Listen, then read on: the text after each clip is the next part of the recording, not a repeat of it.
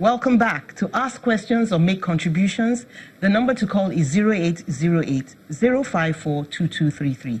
That's 0808-054-2233. You can also tweet at CTV_Mary A and join in this conversation, and let's solve this all-important problem. Now, we said you were going to go ahead and tell us about the open defecation thing. You will still do that. But there's a reaction here from Hemi on Twitter, and he says, I don't believe resistance is a major impediment in the treatment of cholera. When proper investigation is done, antibiotic susceptibility tests will give a clear picture into treating the infection and preventing all these complications. So I want your reaction to that. Oh, that's so true. I'm sure she must be medical personnel. Yes, because in carrying out investigations, culture and sensitivity testings are done, and so whatever antibiotics the organism is sensitive to would also be carried out, and then antibiotics would be prescribed based on sensitivity testing. But unfortunately, lots of people don't come to the hospital. They don't get a sensitivity test. They are acquainted with so many antibiotics, so they just go buy. And I'm sure that's where the resistance comes in. Yes. Okay, so on to our open defecation. I was talking about the possibility of people coming together and saying, we don't want to die. We don't want our children to die. Let's find a little lot somewhere and do our business there, far away from where we live. So what's your take on that?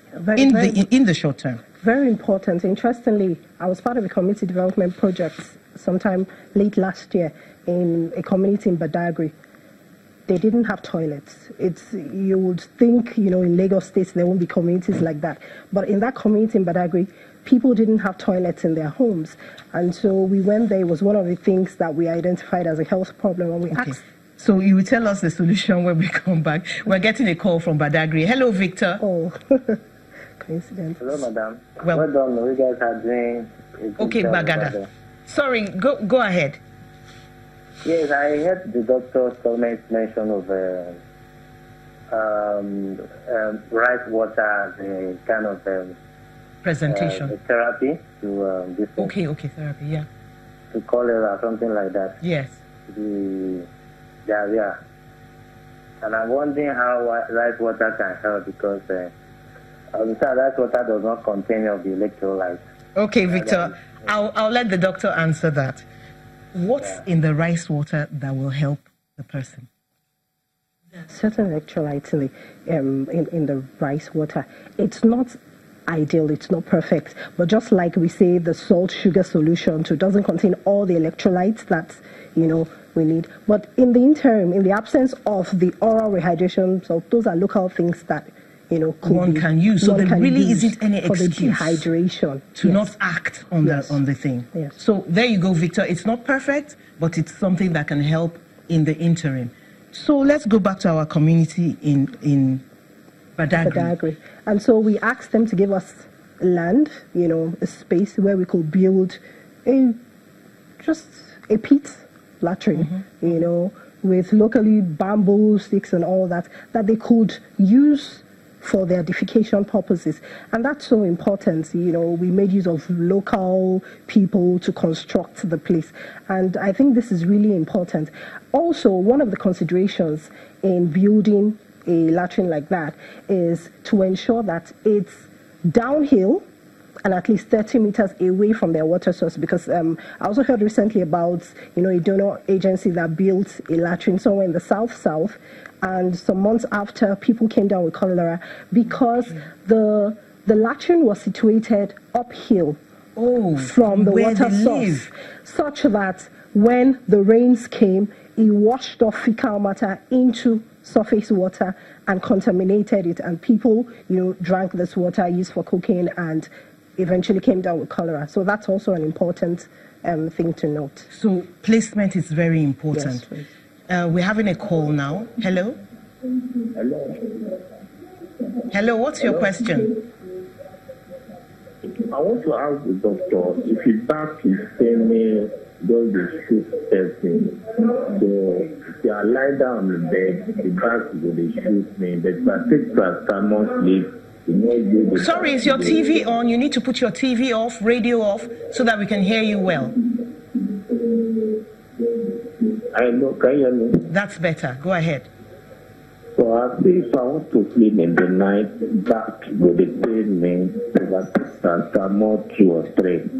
So I will sleep the following day, the back is not going to pain me. But if I want drive like from Lagos to here or from Abuja to Lagos, if I reach Abuja and back will come, they paint me. Okay, Yomi. Let me stop you right there, Yomi. We will have programs where we can address that, but right now we're talking about cholera. Do watch. We do come up with programs talking about the back and talking about pain, so we'll do that some other time. Thank you so much for your call. Okay, well, my advice would be to tell Yomi to visit a clinic closest to him. It's not advisable to make to do consultations over the phone. So visit your clinic, see a doctor. You need to be examined. A proper history will need to be taken, before a doctor can come up with a diagnosis. Okay, so we have Kelly with a message on Twitter, and he is saying implementation of context-specific interventions is a significant challenge that needs to be addressed. Can you unravel this big English? He's saying context specific. It has to be relevant to our environment. Okay. And that's part of why we were saying the things like the rice water and the coconut. Exactly. At that point,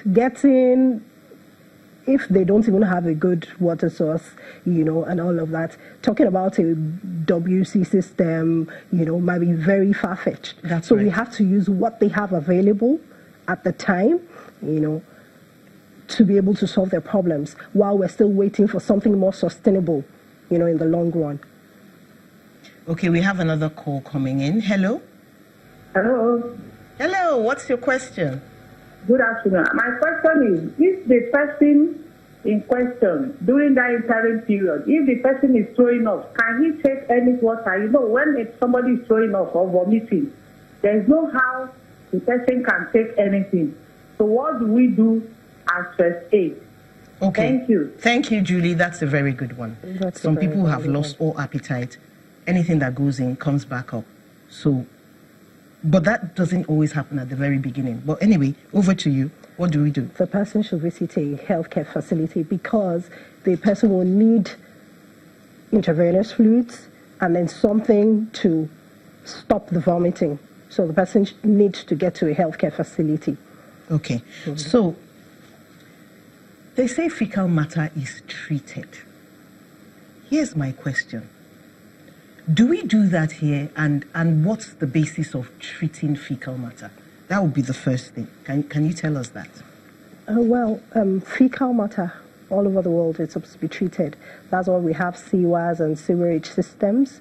I'm not too sure how it works in Lagos State, but I remember at the OAU, the Obafemi University campus, we had the sewerage systems and we had an oxidation pond where fecal matter was treated, sewage from the entire community is treated there. We have chemical processes, biological processes that this sewage go through. Does that decontaminate it? Yes. Deodorize it? It does. Wow. And those are those big pipes that run underground, right? Yes. So that's something we should look into in this country, right? Oh, yes. I wonder if that's still possible with our systems all totally built up and everything. Well, I'm sure there's some sort of sewage system, in Lagos where this fecal matter are actually treated. Thank you so much, Dr. Ukatu. It's been so enlightening. So much fun with you on the show today. You're welcome. And thank you so much, everybody there. All your calls, very good. Victor, Yomi, Julie, lovely. Have a wonderful day and see you next time. I'm Mary Alale Yusuf.